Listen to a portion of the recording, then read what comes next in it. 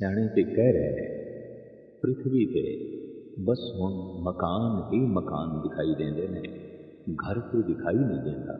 ਘਰ ਤੇ ਉਹ ਜੋ ਵਸਦਾ ਹੈ, ਰਸਦਾ ਹੈ, ਉਹ ਘਰ ਵਸਦਾ ਹੈ।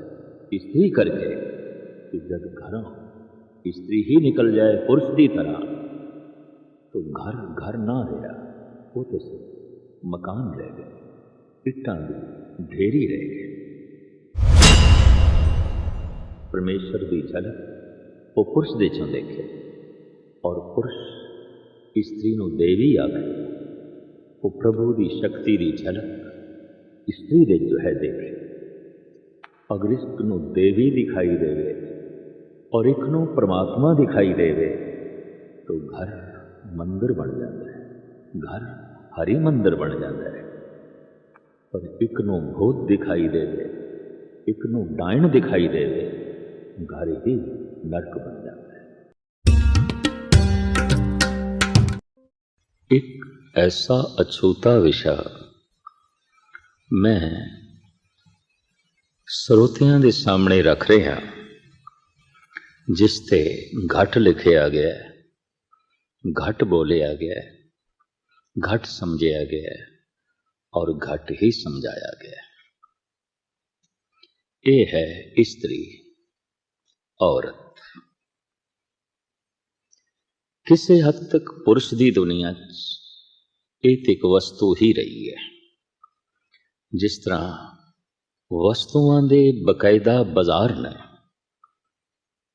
क्लॉथ मार्केट, फ्रूट मंडी, सब्जी मंडी, लकड़ मंडी, लोहा मंडी, हूबहू सारी दुनिया विच बकायदा स्त्रियां दे बाजार रहे ने और अज भी हैगे ने। जिथे स्त्री बिकदी है, उहदी असमत बिकदी है, पुरुष खरीदता है। इसकी निगाह दे करीबन करीबन स्त्री वस्तु ही रही है। समय की तब्दीली नाल भावें कुछ सत्कार आदर सम्मान वधिया होवे, लेकिन फिर भी चलो स्त्रियां दे बाजार अज सारे मुल्कां च ना होवन, पर वस्तुआं नूं स्त्री नूं ही अगे करके वेचिया जांदा है। किसी हद तक मुगालता हुंदा है, वस्तु बेची जा रही है या स्त्री। कपड़ा है, कार है, मोटरसाइकिल है, गर्ज के कुछ भी वस्तु जो वरतण दियां ने उन्होंने वेचना है। स्त्री नूं अगे करके, उसका चित्र अगे करके, उसे दा ही बुत अगे करके। क्या ये सारियां वस्तुआं केवल स्त्री इस्तेमाल करती है? पर नहीं, आकर्षण है पुरुष दे मन ते स्त्री दा, तो स्त्री नूं अगे करके वस्तु दे प्रति आकर्षण पैदा करो ताकि खरीदार इस औरत दे राही, इस स्त्री दे राही वस्तु खरीद सके। ऐसा भी दौर लंघिया है, पैर दी जुत्ती स्त्री नूं आख्या गया, जिससे मनुख समय अनुसार जुत्ती बदलता रहा है, बदलो इसमें। और ऐसा निजाम काफी लंबे समय तक प्रचलित रहा है। स्त्री हमेशा मनुख दे हथों, पुरुष दे हथों पीड़ित रही है, संताप ग्रस्त रही है। दूर क्यों जाओ? जद रावण की कैद दे चों सीता नूं रिहा करके लियांदा गया, लंका नूं फतेह करके मसला खड़ा हो गया सीता दी अग्न परीक्षा का।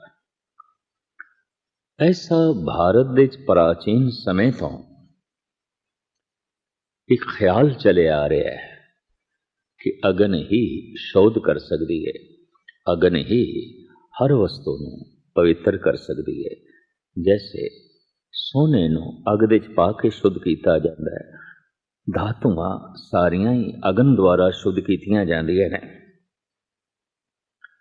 और कुछ पुराने वहमी मनुख ते भांडियां दे च भी जितने चिर तक अग ना पा लैन उसकी शुद्धि नहीं मनते, पवित्रता नहीं मनते। अग्न ही शुद्ध करेगी। लिहाजा हालात इत्थे तक चले गए। मनुख शुद्ध है विचारां दे तल ते, मानसिक तल ते, शरीरक तल ते ये शुद्ध है, ये पावन है। इसकी परीक्षा भी अग्नि ही करेगी। तो कहने सीता दी अग्न परीक्षा हुई। वक्त दा अवतारी पुरुष अग्न परीक्षा विच सीता नूं पाउंदा है। लेकिन इस तरह की अग्न परीक्षा कदी पुरुष ने नहीं दी। क्या वह भी मानसिक तल ते पावन है? क्या वह भी शरीरक तल ते पवित्र है? इसकी लोड़ ही नहीं।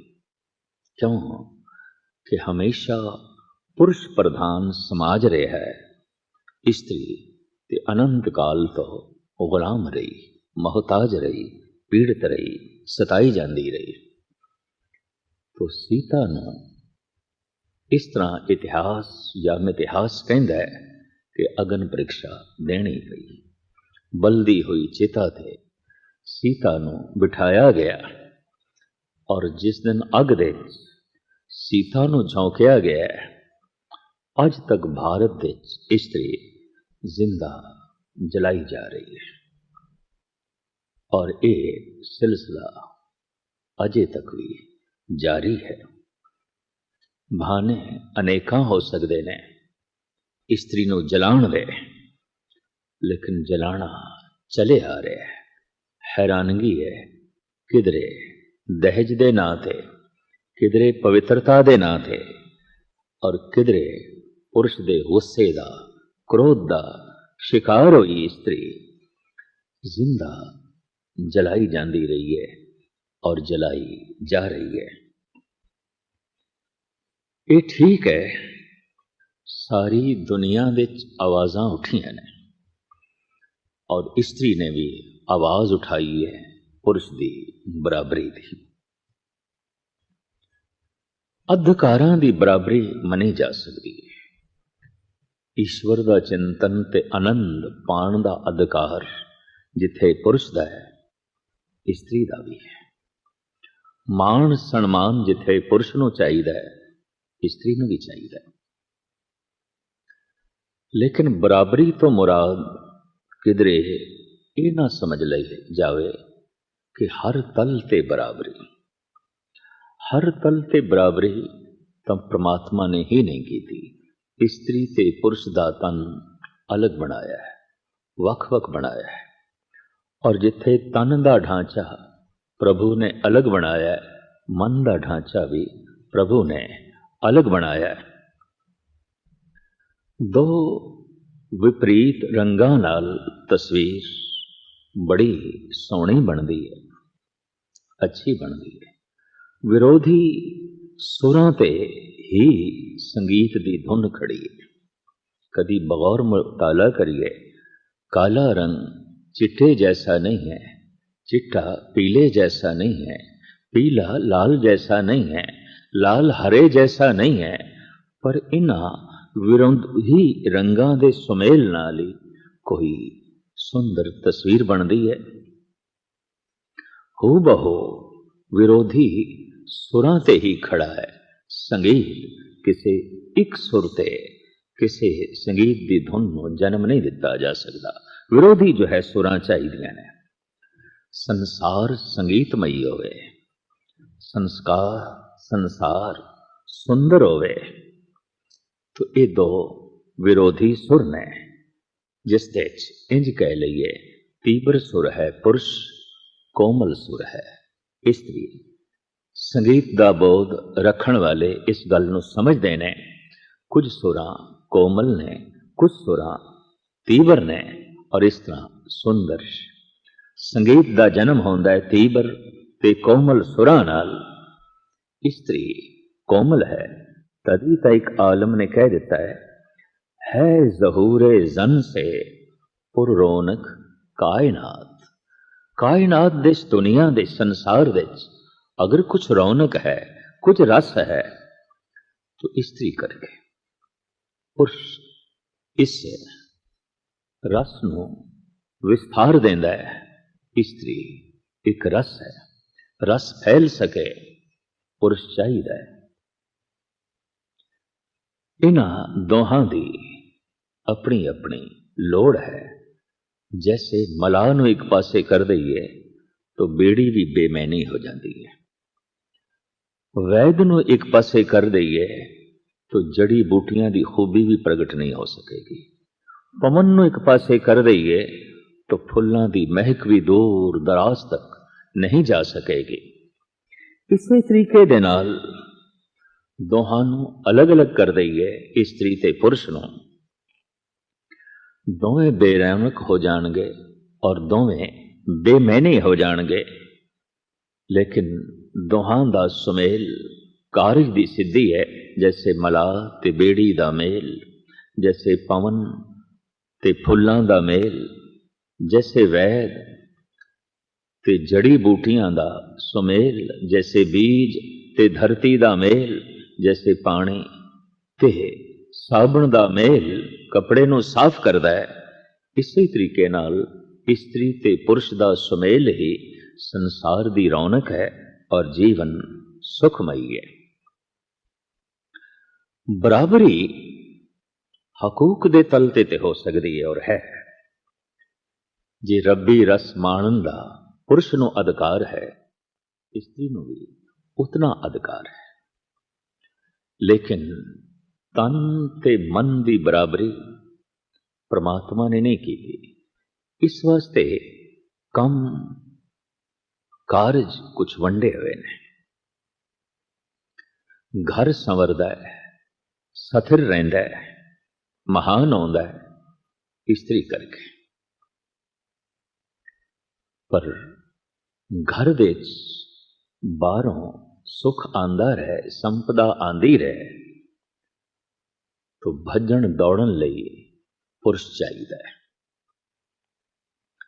पुरुष का शरीर प्रभु ने ऐसा बनाया है स्त्री नालों ज्यादा सख्त है और ज्यादा भारी भरकम काम कर सकता है।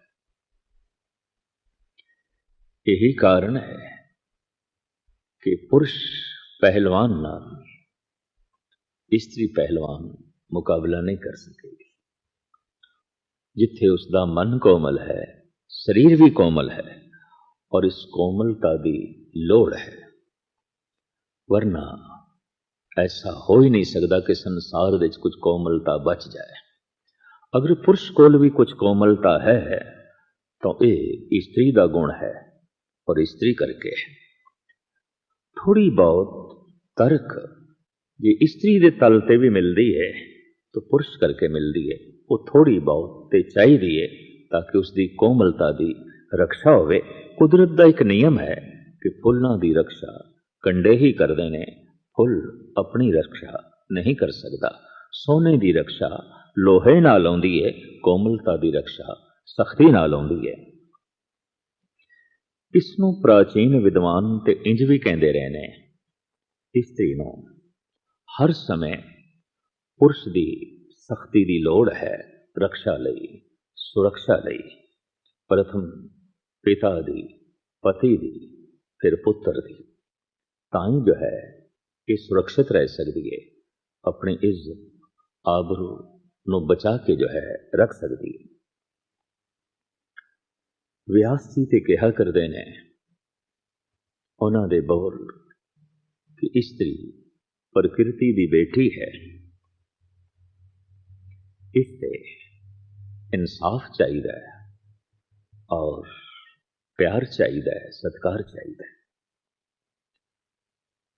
सिख साधी साहब कहते ने जिस घर दे चों स्त्री दे चीखण चिलाण की आवाज बाहर आउंदी है, उस घर दे चों सुख ते संपदा मान लो बाहर जा रही है। वाकई उस घर दियां खुशियां, उस घर की शांति, उस घर का सुकून बाहर चला जाता है जिथे इस्त्री दा रुदन घर दी चार दीवारी तो बाहर चला गया। कवि तुलसी ने इस्त्री दे कुछ वख-वख रूप इस ढंग नाल जो है बयान कीते ने। इस्त्री चार रूप अपने जो है रखदी है। ਉਹਨੂੰ रामायण ਦੇ रामचरित मानस ਦੇ कवि तुलसी इस तरह जो है बयान करते हैं। जग प्रतिबरता चार विद अही, वेद पुराण श्रुति अस कही। इस तरह आखे उत्तम के अस बस मन माही, सुपने हो आन पुरुष जग नाही। उत्तम इस्त्री उसकी दृष्टि दे जगत दे उसके पति तो बिना होर कोई भी पुरुष नहीं है। वही पुरुष, बाकी कोई पुरुष नहीं है। इसनों अध्यात्मक रंगन गुरु नानक देव जी महाराज ने बड़ी सुंदर दी है। कहो नानक जिन प्रयो परमेश्वर कर जाने, धन सती दरगे परवाने। जिसने परमात्मा की झलक अपने पति विच देखी, महाराज कहने धन है वो सतवंती, धन है वो स्त्री। कोशिश तो होई सी साडे देश दे कि स्त्री पुरुष नूं परमेश्वर आखे, परमेश्वर की झलक वो पुरुष दे चों देखे, और पुरुष स्त्री नूं देवी आखे, वो प्रभु की शक्ति की झलक स्त्री दे जो है देखे। अगर एक नूं देवी दिखाई देवे और एक नूं परमात्मा दिखाई देवे तो घर मंदिर बन जाता है, घर हरि मंदिर बन जाता है। और एक नूं भूत दिखाई देवे, एक नूं डायन दिखाई देवे, घर ही नरक बन जाता है। पता नहीं पृथ्वी से कितने घर नरक बने हुए हैं, क्योंकि घर कोई डायन रह रही है, कोई भूत रह रहा है। एक नूं डायन दिखाई दे रही है और एक नूं भूत दिखाई दे रहे। जीवन का ढंग ना आया, एक दूजे नूं समझण का ढंग ना आया। कवि तुलसी कहते ने जिथे चंगे माड़े पुरुषां दे चाहुंदे ने, उत्थे चंगे माड़े स्त्रियां दे भी हुंदे ने। जैसे पृथ्वी ते सिर्फ दिन नहीं रात भी है, मनुखी तल ते सिर्फ गुण नहीं अवगुण भी ने। वो अवगुण पुरुष के अंदर भी ने, वो अवगुण स्त्री के अंदर भी ने। उत्तम स्त्री की तस्वीर कशी करते हैं। तुलसी कहते ने उत्तम के अस बस मन माही, सुपने हूं आन पुरुष जग नाही। मद्धन पत प्रत पर प्रत, देखियत ऐसे भ्राता पिता पुत्र नित जैसे। जो उस तो थले दी है उते इस तरह समझ दिए पर पुरुष नूं कि पिता है, भरा है, पुत्र है। उदी दृष्टि इस तरह दी होंदी है। अगां चल के कवि तुलसी कहते ने कि बिन अवसर भय तह रह जोई, अधम सोनार जानो जग सोई। बिना अवसर मिलिया, बिना मौका मिलिया उसने बस अपनी असमत साम के रखी है, वरना वो लुटान नो तैयार है। ये सब तो नहीं है, ये सब तो निखिद है। अगर ऐसा निखिदपना स्त्री ते लागू होता है फिर पुरुषों ते भी लागू होता है। पर गुणा दे तल ते अगर देखी है तो जिथे पुरुष रब दे गुण प्राप्त कर सकता है, स्त्री प्राप्त कर सकती है। घर विच धन संपदा है, वाकई उस दे जे अद्धा अधिकार पुरुष दा है, अद्धा अधिकार स्त्री दा है। अज ते कानून भी ऐसा मनन लग पे। ये गल वखरी है कि पुरुष दा अहंकार बराबरी देण नूं अजे भी तैयार नहीं, लेकिन इस हद तक ते बराबरी मनी जाएगी। शरीर अलग है, मन अलग है, जिम्मेवारियां अलग अलग ने।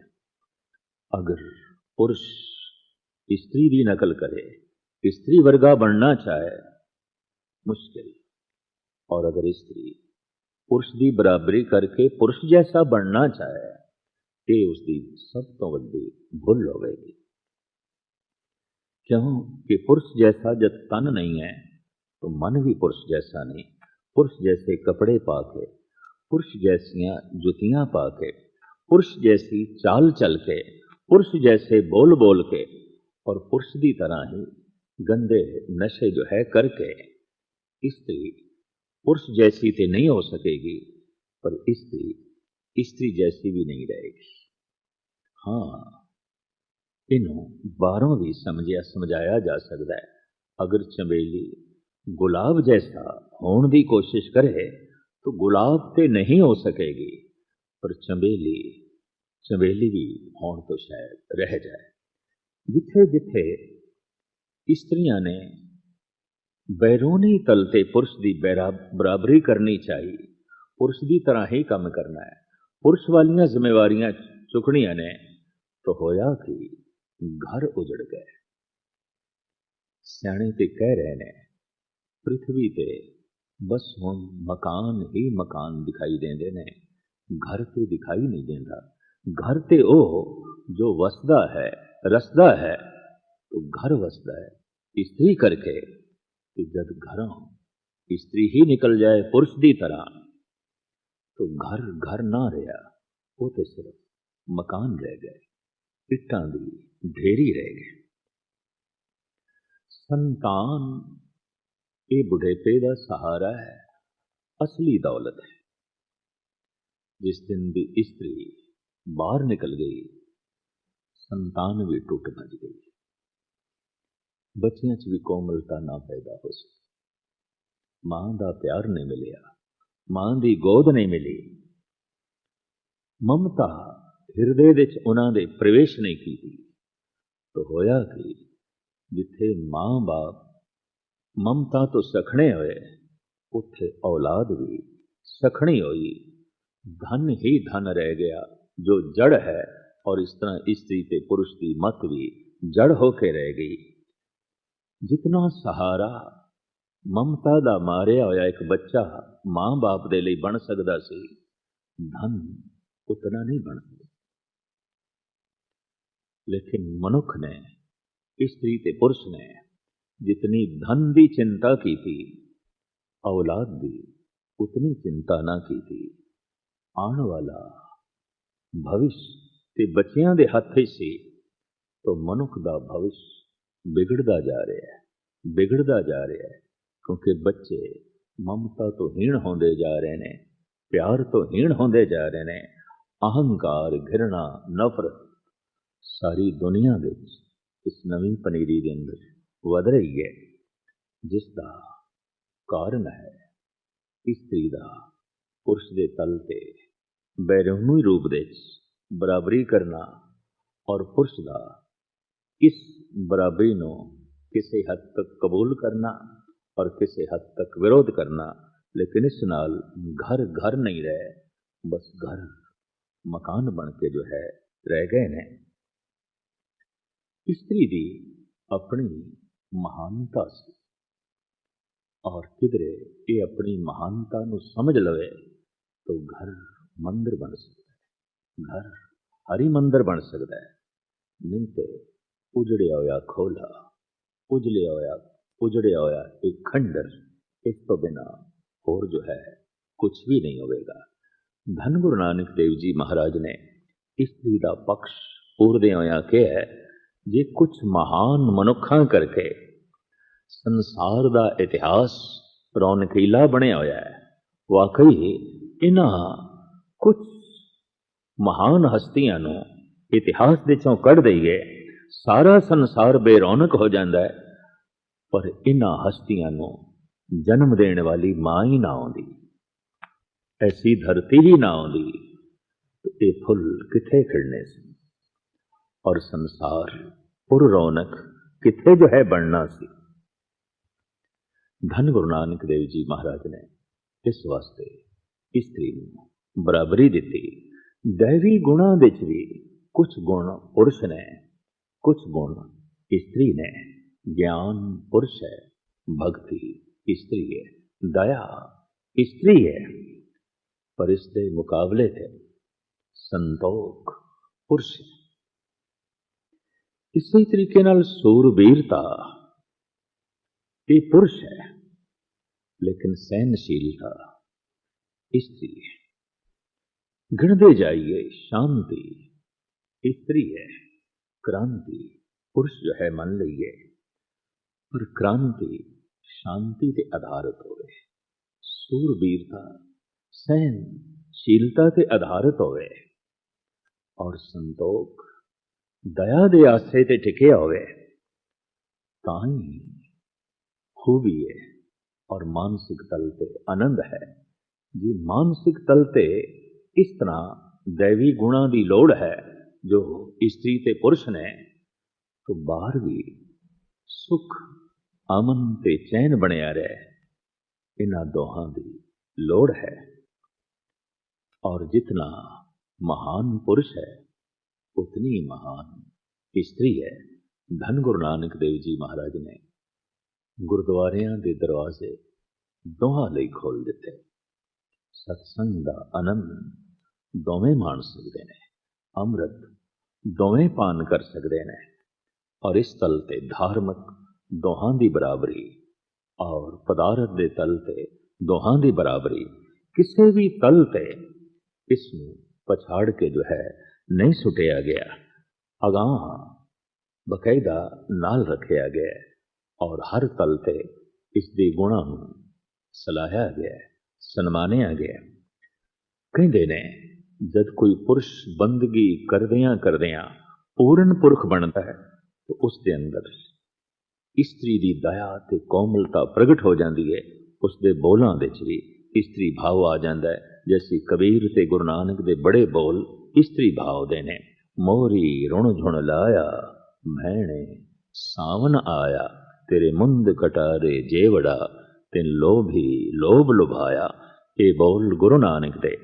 भगत कबीर कहते कियो सिंगार मिलन के ताई, हर न मिले जग जीवन गुसाई। हर मेरो फिर हों हर की बहुरिया, राम बड़े मैं तनक लहोरिया। पूर्ण हो जाती है स्त्री जब उसके अंदर ज्ञान पैदा हो जाए। पूर्ण हो जाता है पुरुष जब उसके अंदर भक्ति पैदा हो जाए, भावना पैदा हो जाए। पूर्ण हो जाती है स्त्री जब उसके अंदर भी अपनी सुरक्षा लई सूरबीरता पैदा हो जाए। और पूर्ण हो जाता है पुरुष जब उसके अंदर सहनशीलता जो है पैदा हो जाए। दोहां दी मंजिल एक है, दोहां दा मार्ग एक है। इस वास्ते दोवें हमराई ने, अगे पिछे नहीं ने, बराबर जो है चलन वाले ने, बराबर हकूक रखने वाले ने।